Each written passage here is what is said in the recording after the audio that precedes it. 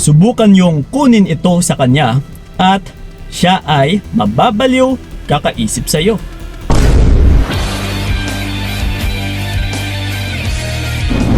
Yon. Umabot ka na ba, utol, na parang napapaisip ka na sa kung ano ang dapat mong gagawin, na parang yung tipong gusto mo nang idaan sa santong paspasan, na parang kapag hindi siya nadadala sa santong dasalan, parang gusto mo na talagang gawin yung santong paspasan. Kasi even sa akin noon is ang dami ko ring sinubukan, kasi nababaliw din ako na parang hindi ko alam, no? Ang dami kong iniisip or dami kong mga inisip na pamamaraan para mabaliw din siya kakaisip sa akin. Kaya ito, may 4 tayong proven na ito ay very effective, na once na magawa ninyo sa tama ay talagang siya po ay mababaliw kakaisip sa iyo. So depende na ito sa kung ano yung motibo ninyo, para lang makapaghiganti or para kung gusto nyo lang na wala lang Kuya Kiko, gusto ko lang gawin para bahala na siya, no? Hindi ko naman siya namahal or hindi ko na siya gustong pabalikin sa akin, pero nais ko lang gawin na parang mabaliw din siya kahit paano kakaisip sa akin. Okay, so tiyakin nyo lang sa 4 na ito na meron talaga kayong ganito galing sa taong ito. Kasi sa pamagat pa lang natin na kunin or subukan mong kunin ito sa kanya, ibig sabihin may kailangan tayong kunin sa kanya, no? Magiging lupin ka muna dito na para hindi kanya mahuli or hindi kanya mahahalata na meron kang kunin sa kanya. Okay? So ito ngayon, isa-isahin natin. Na yung una sa lahat is, for sure utol, meron ka neto. Dapat meron kang litrato niya na ilalagay natin sa bote. Actually, nagawan ko na ito ng video noon, no? Ano nga ba yung dapat natin gagawin sa litrato niya? Okay, kumuha kayo ng isang litrato ng partner ninyo, ng ex ninyo, or ng kung sino mang Juan de la Cruz dyan. Ilagay nyo po ito sa bote. Gupitin nyo po na maipagkasya lang sa bote. And yung bote or yung yung litrato na ito is lagyan nyo po ng sulat sa likod sa kung ano yung kahilingan ninyo. Okay, halimbawa yung litrato na ito is group picture. So gupitin nyo lang na siya lang mag-isa. And hanggat maaari utol is full body picture, buong katawan. Okay? So yun, lagyan nyo ng kahilingan sa likod, isulat ninyo, and then ipasok na ninyo sa loob ng bote. Yung bote po is kailangan merong takip. Okay? Parang bote ng bote ng lagayan ng mga gamot, parang kulay brown. So may mga laki or may mga malalaki din nito. So ilagay nyo po ito, and then ang gawin nyo po ay ilibing nyo po ito. Walang iba kundi sa sementeryo lang naman. So ang daming nagtatanong din nito na, Kuya Kiko, paano yan kapag walang sementeryo or malayo? Pero yun talaga utol ang kailangan gawin eh. Wala nang iba. Kung ano po yung naisabi ko dito, yun at yun lang po yun. Okay? Ilibing nyo po sa lupa doon sa sementeryo.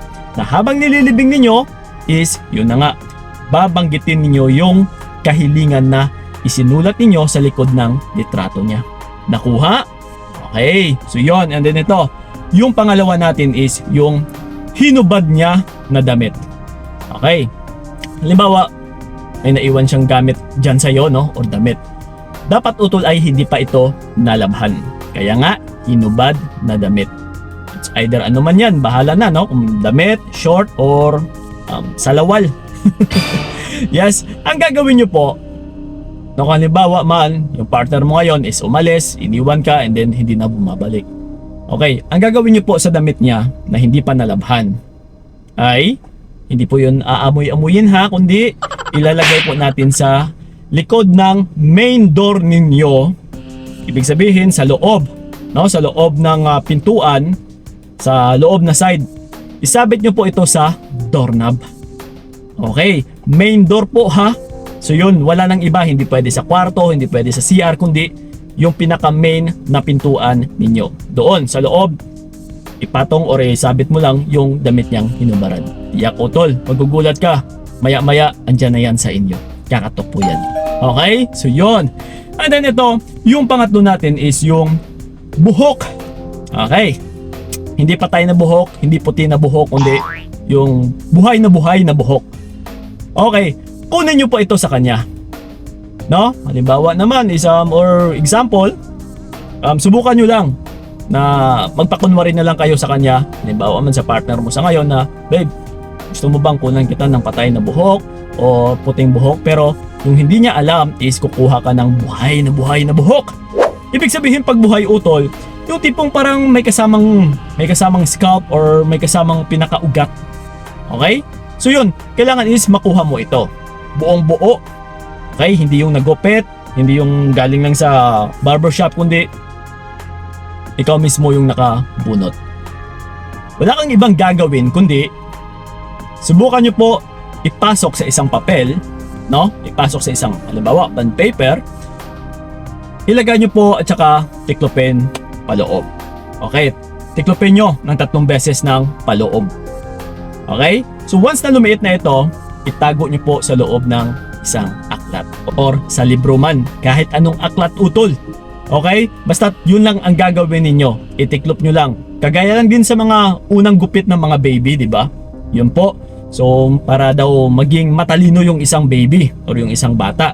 Pero yun ang gagawin natin sa partner din natin. No? Para siya ay mabaliw.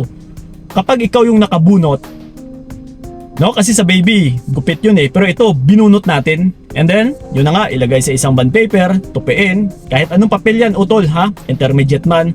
Basta, naitupit natin ng 3 beses and then, ayun na. Pasok na natin sa loob ng isang libro. No? Sa kahit anong pahina man dyan, kahit 100 page or sa page 100, I mean, is yun. Ilagay mo lang doon at saka itago mo na.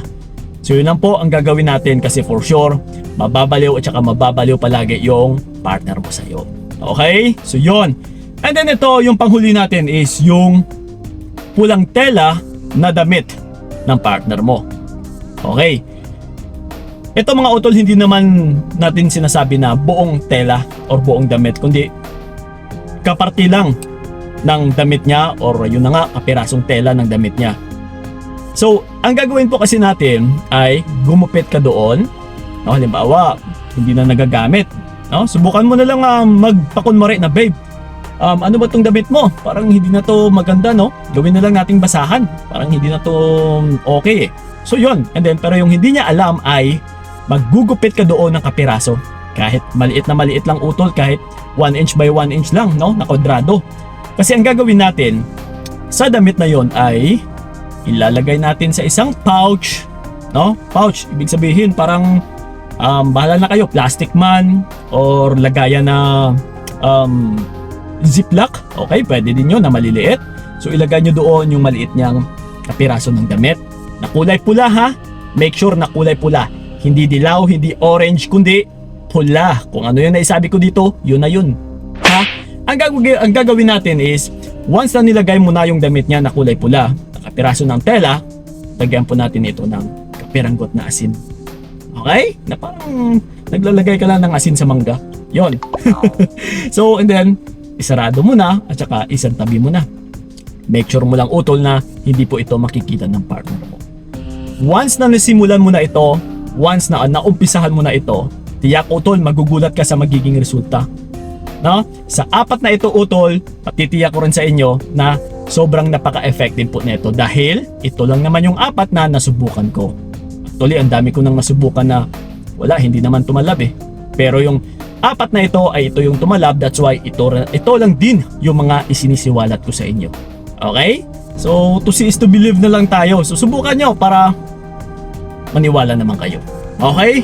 So yun lang po mga utol. Sa may mga katanungan mo dyan, you can leave a comment na dyan sa ilalim and sasagutin po natin yan, lalong-lalo na dito sa ating YouTube channel. So yun lang po. Maraming salamat. So ingat kayo. God bless and babush!